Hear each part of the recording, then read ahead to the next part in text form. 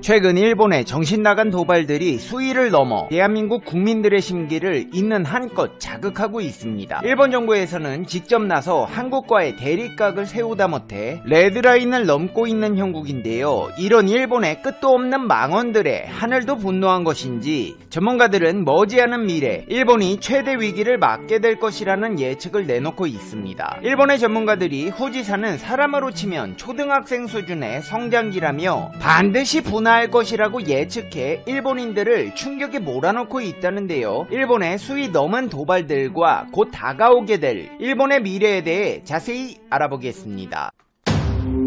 페페TV 팩트 체크.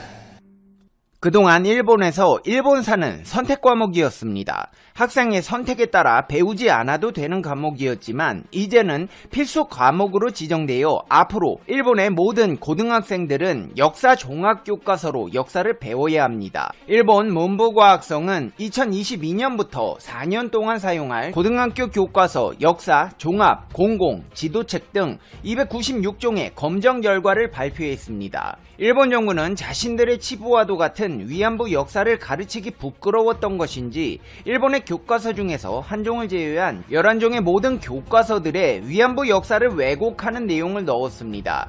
야마카와 출판이 만든 역사 종합 교과서 한 종만이 유일하게 위안부들이 강제됐거나 속아서 연행되기도 한 예가 있다며 위안부의 강제성을 언급했고 나머지 교과서들에서는 모두 사라진 상태입니다. 웃기는 건 야마카와 출판에서 3종의 역사 교과서를 냈는데 나머지 2종에는 강제성을 빼거나 위안부 역사를 아예 기록하지 않았습니다. 한마디로 한 출판사에서 출간되는 역사 교과서에서도 3종 각각 서로 다른 내용들이 들어가 있어 역사를 자기들 마음대로 가르치고 있다는 것입니다. 일본의 역사 교과서 12종에서 위안부를 언급한 곳은 총 8종으로 본문에 3곳, 각 주로 1곳, 박스를 쳐서 참고 자료 형태로 소개한 곳이 4곳입니다.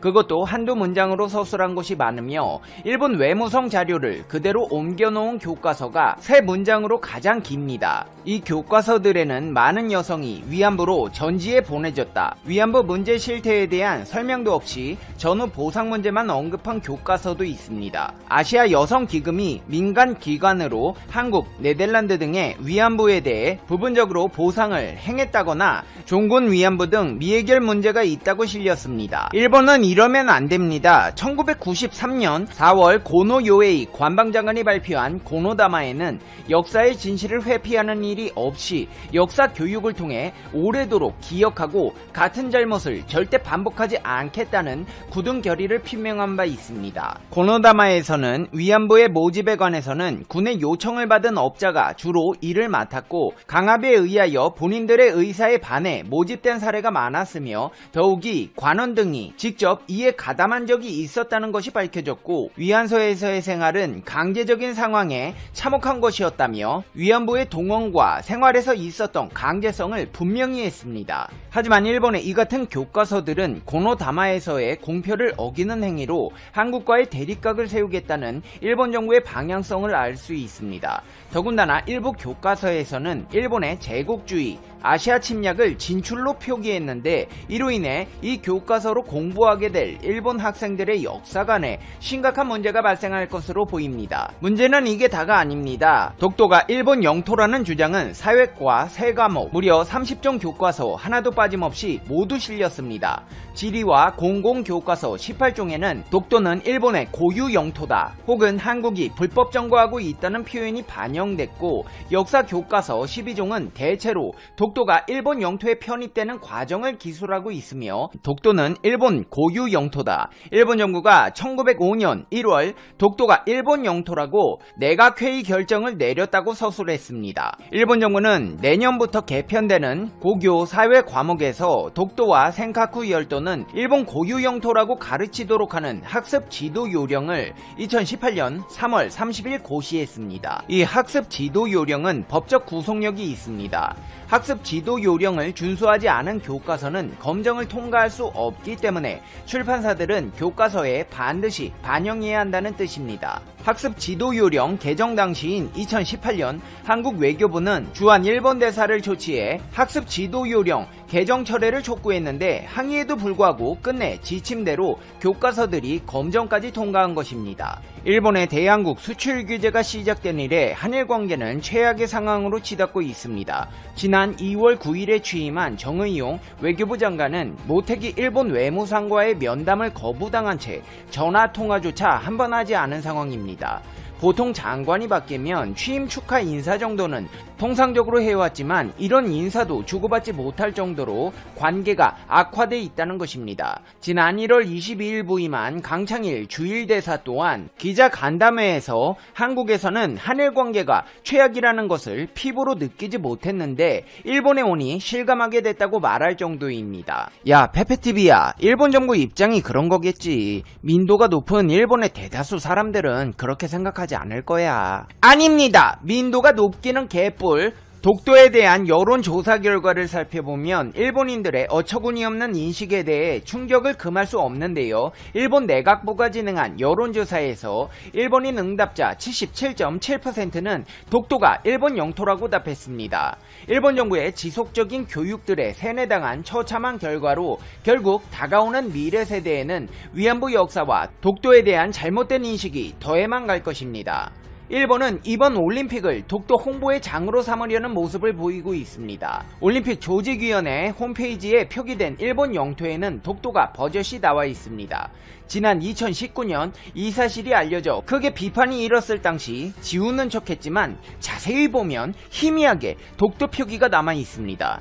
육안으로 봤을 때는 독도가 보이지 않지만 전국지도 화면을 캡처해 확대하면 독도가 그대로 남아 있습니다. 독도 영유권 주장을 하기 위한 얄팍한 일본 정부의 잔머리인데요. 더욱 어처구니 없는 것은 IOC의 대처입니다. 앞서 평창 올림픽 당시에는 일본이 우리 한반도기에 독도가 그려져 있다며 스포츠에 정치적 문제가 개입돼 있다고 문제를 삼았기 때문입니다.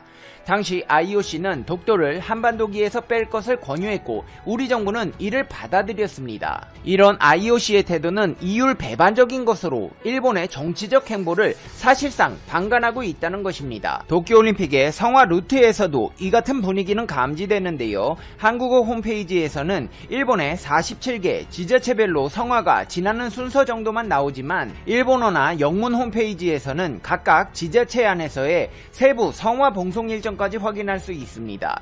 시마네현을 보면 오키제도, 오키섬이 성화 봉송 구간에 포함되어 있습니다. 독도와 가장 가까운 일본 영토입니다. 오키섬 곳곳에서는 다케시마를 되찾겠다는 표어를 여기저기서 쉽게 찾을 수 있습니다. 심지어 다케시마 기념관까지 자리하고 있습니다. 이 다케시마 기념관에는 몇몇 고지도와 어부들이 해안가에서 고기 재배하는 사진 몇 장이 전시되어 있는데 이들은 이를 근거로 독도가 일본 땅이라고 주장하고 있고 기념품점에는 독도 모양으로 만든 일본 과자에 일장기를 꽂아 판매하고 있습니다. 상황이 이쯤 되자 하늘도 분노한 것인지 일본 화산들에서는 거의 매일 분화가 일어나 암석 파편들이 날아다니고 있고 지진 또한 매주 일어나는 상황입니다. 3월 31일 오전 3시경에는 중부를 진원으로 하는 진도 3의 지진이 시즈오카시에서 관측됐으며 현의 넓은 범위에서 흔들림을 보였습니다. 이런 작은 지진들은 강력한 대지진이 오기 전 전조 증상으로 보입니다. 전문가들은 강력한 지진을 예고하며 후지산이 반드시 분화한다는 확신을 하고 있습니다. 야마나시, 시즈오카, 가나가와현 등 후지산과 가까운 3개 광역자치단체가 구성한 후지산 화산 방재대책협의회는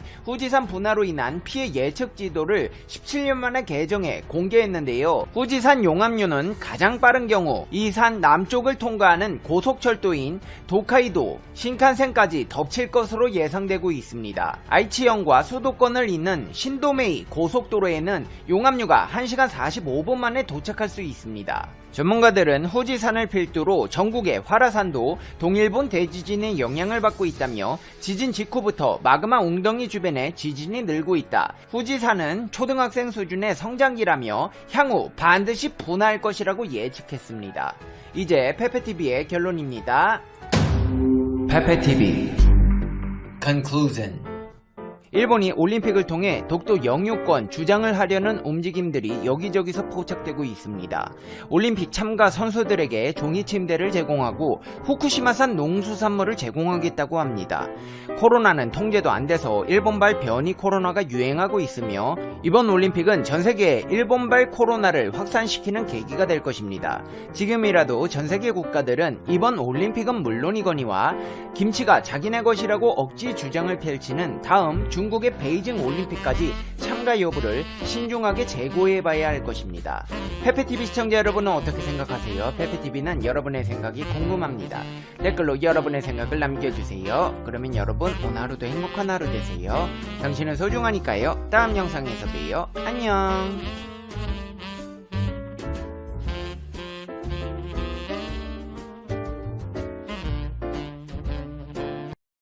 중국의 순환이 계속되고 있습니다. 국제적인 분위기가 미국의 의도한 상황대로 흘러가고 있습니다. 우선 호주부터 보겠습니다. 지난 4월부터 중국은 호주의 전방위적인 무역 제재를 가해왔습니다. 호주가 대놓고 미국 편을 들며 코로나 기원 조사를 주장하자 경제 보복에 나선 건데요. 사실상 별다른 타격을 주지 못했다는 평가가 외신을 통해서 흘러나오고 있습니다. 중국은 지난 5월 호주로부터 소고기 수입을 전면 중단했습니다. 호주 보리에는 80%가 넘는 반덤핑 관세 및 반보조금 관세를 부과했습니다. 이어서 목재와 바닷가재 등도 사실상 수입을 금지했습니다. 여기까지는 보복이 꽤 먹혀 들어가는 것 같았습니다. 실제로도 타격을 주었습니다. 하지만 산업 분야의 쌀로 불리는 철광석 수입을 포기하지 못하면서 중국의 무역 제재 효과는 완벽히 원점으로 돌아갔습니다.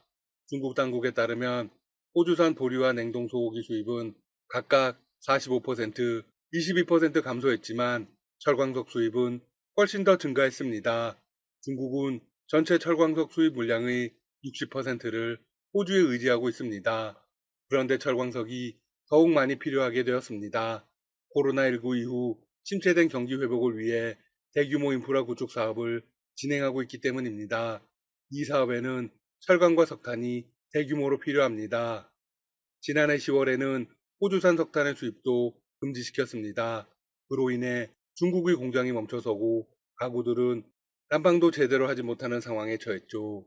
석탄은 중국 전력 생산의 60%를 차지합니다. 현재 중국은 대체 공급선을 찾지 못해 낭패를 보고 있습니다. 남아프리카 공화국과 브라질 등 다변화를 시도했지만 실패했습니다. 호주와 비교해 운송비가 많이 들고 품질이 호주산에 비해 크게 떨어지기 때문입니다. 뿐만이 아닙니다. 현재 전 세계적으로 원자재 가격도 폭등하고 있습니다. 결국 중국 세관에 따르면 올해 중국 호주산 곡물 수입은 무려 130% 증가했습니다. 따라서 중국의 호주 제재는 실패로 돌아갈 것이 분명해지고 있습니다. 호주 없이는 중국 경제가 돌아가지 않습니다. 호주가 중국의 제재에도 당당하게 나오는 이유가 밝혀졌네요. 미국의 대만 관련 행보도 중국의 심기를 극도로 건드리고 있습니다. 미국은 대만과 밀착해서 중국을 견제하겠다는 뜻을 드러내고 있습니다. 이에 중국 정부는 하나의 중국 원칙을 깨지 말라며 강력 반발하고 있죠. 최근 팔라우 주재 미국 대사가 대만을 방문했다는 소식 전해드렸죠? 미국 대사가 대만을 방문한 것도 1979년 두 나라의 공식 외교 관계가 단절된 이후 42년 만의 일입니다. 미국 대사의 이번 동행은 대만과의 관계를 과시하기 위한 뜻으로 풀이됩니다. 미국 대사는 팔라우 대통령과 함께 대만을 방문한 것인데요. 팔라우 역시 중국과 사이가 좋지 않습니다. 팔라우는 2018년 대만과 수교를 맺었습니다. 그러자 중국은 팔라우로의 단체 여행 금지를 결정했습니다. 팔라우 대통령은 중국을 맹비난하며 오히려 중국과의 관계를 끊었죠. 중국은 군용기 열대를 대만 방공식별구역에 진입시키는 등 무력 시위를 펼쳤습니다. 그러면서 미국이 중국의 한계선을 넘으려 한다며 강력하게 비판했습니다. 대만 문제는 중국과 미국 관계에서 가장 중요하고 민감한 문제이다. 1대1로 원칙은 중국과 미국 관계의 정치적 토대이다. 중국은 미국과 대만의 공식적인 접촉에 단호히 반대한다. 하지만 세 나라는 이를 무시했습니다. 팔라우 대통령과 대만 외교부장, 미국 대사는 공동 담화를 발표하고 3자 협력을 강조했습니다. 게다가 미국 대사는 대만을 향해 진정한 친구라고 극찬하며 적극적인 러브콜까지 보낸 상황입니다. 미국 주도 연합 군사훈련에 대만군이 참여할 수 있다는 가능성도 제기되는 가운데 긴장감은 점차 고조되고 있습니다. 중국의 대만 통합이 영원히 실패로 돌아갈 가능성이 커졌습니다. 한편 미국은 센가쿠 열도를 둘러싼 논란도 공지부를 찍으려고 하고 있습니다. 미국과 일본 정부는 오는 4월 정상회담을 개최합니다. 회담에서 센가쿠 열도가 미일 안보조약 적용 대상이라고 명기한 공동문서를 발표할 예정이라고 합니다. 이는 일본 현지 언론들이 대대적으로 전한 소식입니다. 성명의 핵심은 중국이 센가쿠 열도를 무력 침공할 경우 미군이 적극적으로 개입하겠다는 것입니다.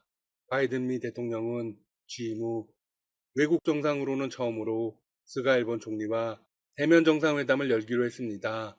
요미우리 신문은 지난 16일 도쿄에서 열린 외교 국방장관이 참석한 안보회의에서 합의사항을 바탕으로 성명서를 정리한다고 전했습니다.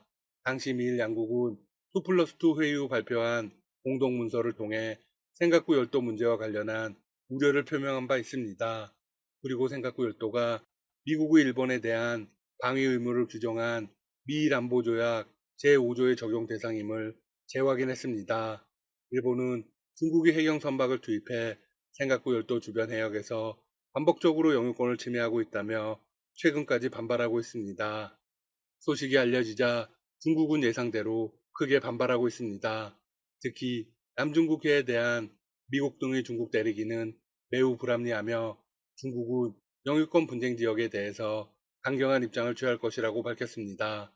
현재 중국은 인도네시아, 베트남, 말레이시아, 필리핀, 브루나이 등 아세안 국가들과도 남중국해에서 영유권 분쟁을 벌이고 있습니다. 동중국해에서는 일본과 센가쿠 열도를 두고 신경전을 벌이고 있죠. 중국 외교부의 싱크탱크 중국국제문제연구소는 관영 매체인 글로벌타임스에 이런 제목의 글을 실었습니다. 중국은 남중국해 문제를 일으키려는 시도에 적극적으로 대응할 것이다. 중국은 자신들만 나쁜 나라로 취급받는 것이 억울하다는 입장입니다. 그 예로 섬과 암초에 대한 이야기를 합니다. 중국의 주장에 따르면 일부 주변 국가들이 남중국해에서 섬과 암초를 쌓아왔다고 합니다. 그런데 이런 행위는 국제사회로부터 거의 비판을 받지 않았다고 합니다. 중국은 이에 대응하기 위해 스프래틀리 제도의 여러 섬과 암초에 필요한 공사를 수행했다고 합니다. 하지만 이후 미국이 이끄는 일부 국가들이 중국의 행위를 비판했다는 것입니다. 과연 사실일까요? 물론 아닙니다. 사실 중국의 주변 나라들은 군사력에서 중국의 근처도 가지 못합니다. 다들 자신들을 지키기 위해서 한 행위인 것이죠. 따라서 중국은 원인과 결과를 뒤바꾸고 주객을 전도시키고 있습니다. 연구소 측은 일본의 야욕을 강조하기도 했습니다. 일본은 최근 몇 년간 미국을 이용해 자국의 외교적 군사적 영향력을 전 세계로 확대해 왔고, 미국도 자국의 부담을 나누기 위해 지역 및 국가 안보 문제에서 일본의 역할을 증대시킬 계획으로 양측은 이런 점에서 서로를 이용하고 있다. 일본은 남중국해에 간섭해 영향력을 확대하길 바라고 있다. 중국은 마지막으로 미국과 일본 사이를 틀어놓으려는 듯한 발언을 하면서 주장을 마쳤습니다. 미국, 일본을 포함한 서방 국가들은 근거 없이 중국을 비난하고 있다. 갸오위다오 섬을 국유화하려는 것과 같은 움직임으로 현상 유지를 타파하려는 건 일본 정부이다. 미국은 일본의 이런 공격적이고 도발적인 움직임을 탐탁지 않게 여기면서도 그에 대한 대응책을 강구할 수밖에 없었던 중국을 비난했다. 지금까지 닥터시사TV였습니다. 여러분 시청해주셔서 감사합니다. 구독과 좋아요 부탁드립니다.